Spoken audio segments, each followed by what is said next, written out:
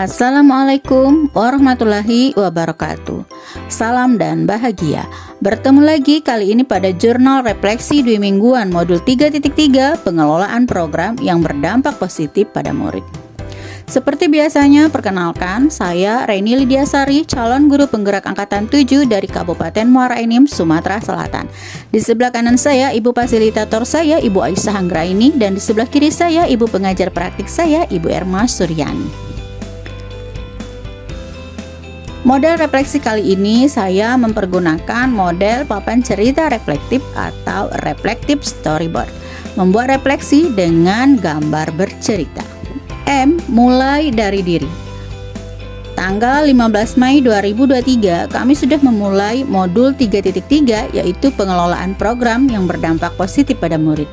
Kegiatan penugasan pada alur M ini atau mulai dari diri menjawab pertanyaan pemantik mengenai konsep dasar materi yang akan dipelajari, kemudian memahami perbedaan antara intrakurikuler, ekstrakurikuler, dan kokurikuler, dan juga melakukan refleksi pengalaman yang paling berkesan terlibat di dalam program atau kegiatan di sekolah semasa menjadi murid. Kemudian alur yang kedua, E, eksplorasi konsep. Pada alur ini kami belajar memahami mengenai kepemimpinan siswa atau student agency. Diberi pemahaman sifat inti human agency yaitu I, intensi, P, visi, A, aksi, dan R, refleksi. Kepemimpinan murid itu sendiri adalah murid yang bertindak secara aktif dalam membuat keputusan serta pilihan yang bertanggung jawab. Saat murid menjadi pemimpin dalam proses pembelajarannya sendiri, maka mereka memiliki suara atau voice, pilihan atau choice, dan kepemilikan ownership pada pembelajaran mereka sendiri.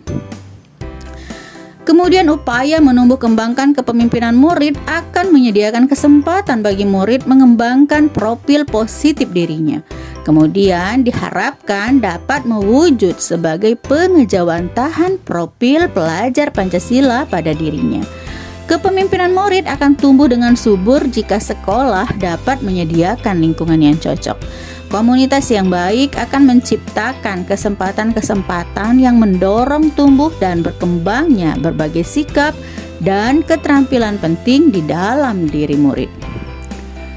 Kemudian alur R, ruang kolaborasi. Di dalam ruang kolaborasi, kami berdiskusi merancang program sekolah yang melibatkan kepemimpinan murid, serta memperhatikan karakteristik lingkungan yang ingin dikembangkan.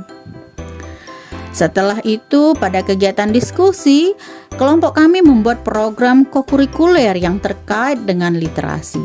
Kami melibatkan kepemimpinan murid baik dari suara, pilihan, maupun kepemilikan murid. Hari berikutnya, kami mempresentasikan program yang kami buat bersama fasilitator, pengajar praktik, dan calon guru penggerak lainnya. Program yang kami presentasikan mendapatkan umpan balik juga penguatan dari calon guru penggerak dan fasilitator, sehingga program ini lebih mantap dan dapat diterapkan ke depannya. Alur D, demonstrasi kontekstual. Pada alur demonstrasi kontekstual, kami mengembangkan ide yang sudah kami rancang di ruang kolaborasi menjadi sebuah prakarsa perubahan dalam bentuk rencana atau kegiatan yang memanfaatkan manajemen tahapan Bagja. Di dalam penyusunannya, diharapkan kami dapat melibatkan suara, pilihan, dan kepemilikan murid, serta dapat mengembangkan program berdasarkan aset yang ada, serta mengaitkannya dengan profil pelajar Pancasila. Alur E, elaborasi pemahaman.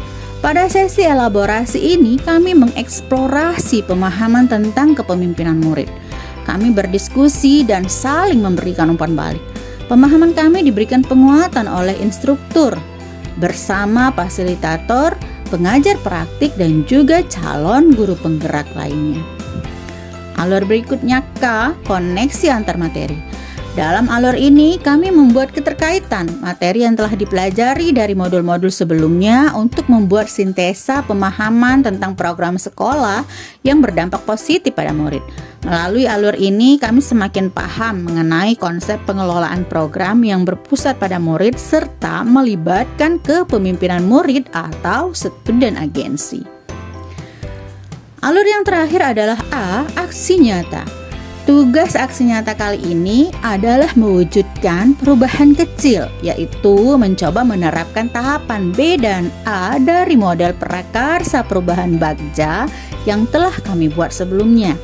Selama menjalankan aksi nyata, kami membuat sebuah model catatan refleksi yang kami gunakan adalah model 4P: peristiwa, perasaan, pembelajaran, dan penerapan. Tes akhir paket modul 3. Alur pembelajaran pada modul 3.3 ini diakhiri dengan post-tes paket modul 3. Kami diberikan 20 pertanyaan dalam waktu 60 menit. Tes ini bertujuan mengevaluasi pemahaman kami dalam mempelajari modul 3 yang berkaitan dengan pengambilan keputusan berbasis nilai-nilai kebajikan sebagai pemimpin, pemimpin dalam pengelolaan sumber daya, dan pengelolaan program yang berdampak positif pada murid. Lokakarya kelima yang dilaksanakan pada tanggal 3 Juni 2023 bertempat di SMP Negeri 5 Muara Enim. Kami, para calon guru penggerak, bersama pengajar praktik kami berdiskusi mengenai tahapan B, A, dan G dari model prakarsa perubahan Bagja yang telah kami buat sebelumnya. Melalui lokakarya ini, kami dapat bertukar pikiran, saling memberikan umpan balik untuk menyempurnakan rancangan program kami, untuk dapat segera kami implementasikan di sekolah kami masing-masing. Demikianlah refleksi di mingguan kali ini. Kita berjumpa kembali berikutnya. Salam dan bahagia. Wassalamualaikum warahmatullahi wabarakatuh.